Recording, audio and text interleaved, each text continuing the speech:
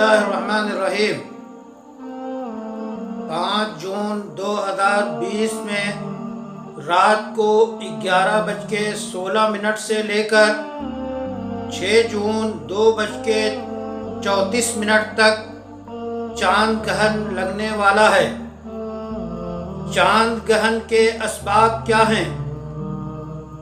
جاہلیت میں لوگوں کے توہمات اور خیالات یہ تھے کہ چاند گرہن ہو یا سورج گرہن ہو، یہ کسی بڑے واقعے اور بڑے حادثے اور کسی بڑے آدمی کی موت یا پیدائش سے وابستہ ہوتے ہیں۔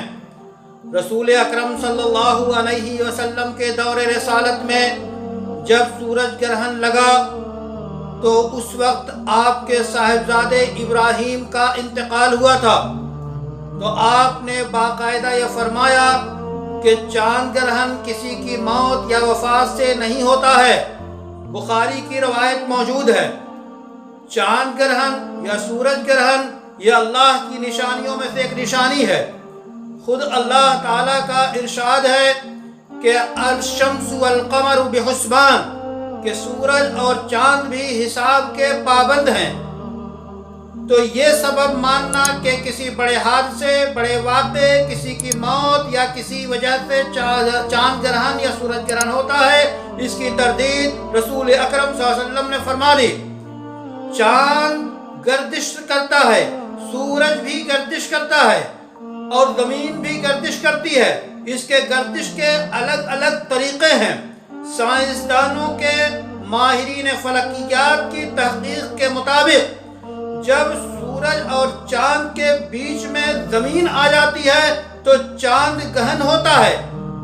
انہی دنوں میں سے 5 جون کی رات ہے کہ چاند گرہن ہوگا اور 3 گھنٹے سے زیادہ کا ہوگا، جس کا دورانیہ ماہرین فلکیات نے جو بیان کیا ہے وہ رات کو 11:16 سے لے کر رات ہی میں 2:34 تک چاند گرہن کا دورانیہ رہے گا، یعنی 5 جون کی رات میں شروع ہوگا اور تاریخ کے حساب سے 6 جون کی رات ہی میں وہ ختم ہوگا۔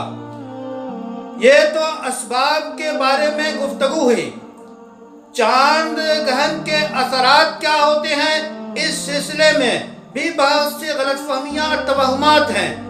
لوگوں میں مشہور ہے کہ حاملہ خواتین، جو عورتیں حاملہ ہیں وہ سامنے نہ آئیں یا وہ قینچی، چاقو، دھاردار چیزوں کا استعمال نہ کریں ورنہ ان کو نقصان پہنچے گا۔ اس کی نہ کوئی سائنسی حقیقت ہے اور نہ کوئی طبی حقیقت ہے، بلکہ یہ صرف توہمات میں شامل ہے۔ اس طرح کے خیالات سے گریز کرنا چاہیے۔ چاند گرہن ہو تو کیا تعلیم ہے؟ رسول اکرم صلی اللہ علیہ وسلم نے فرما دیا کہ اللہ کی نشانیوں میں سے نشانی ہے۔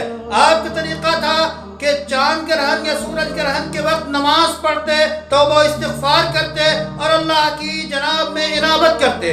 چاند گرہن کی نماز کو صلاۃ خسوف کہتے ہیں، یعنی چاند گرہن کی نماز دو رکعت پڑھی جائے گی اور تنہا پڑھی جائے گی، اس میں جماعت نہیں ہوگی۔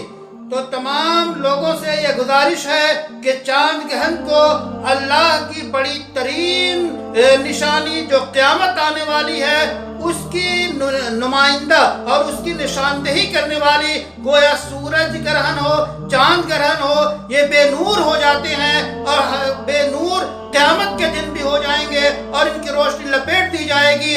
تو قیامت کا عظیم دن چاند گرہن اور سورج گرہن سے یاد کرنا چاہیے۔ چاند گرہن اور سورج گرہن خاص طور پہ جو پیش آ رہا ہے چاند گرہن، اس میں توبہ استغفار کرنا چاہیے، اللہ کی جناب میں رجوع کرنا چاہیے، تمام توہمات اور خیالات سے توبہ کرنا چاہیے اور نماز پڑھنی چاہیے۔ 2 رکعت نماز نفل تنہا پڑھی جائے گی اور اللہ تعالیٰ سے دعائیں کرنی چاہیے، اور یہ ہے اسلام کی تعلیمات۔ تو ماہرین فلکیات کے مطابق جو حساب جو ہے انتہائی پیچیدہ اور اہم اور پختہ ہوتا ہے، اس کو قرآن نے بیان کر دیا کہ سورج اور چاند بھی حساب کے پابند ہیں، چاہے وہ گردش میں ہو، وہ روانی میں ہو، وہ اپنے مدار میں گھومنے میں ہو، روشنی کے پھیلانے میں ہو، تو چاند اور سورج کی جو روشنی ہے یہ اللہ کی دی ہوئی روشنی ہے۔ چاند بے نور ہے، وہ روشنی حاصل کرتا ہے سورج سے، سورج کے اندر روشنی پیدا کرنے والا اللہ تعالیٰ ہے۔ زمین ایک شاندار فرش ہے، یہ زمین بھی گردش کرتی ہے، جب زمین اور چاند اور سورج کے بیچ میں آ جاتی ہے تو چاند گرہن لگتا ہے۔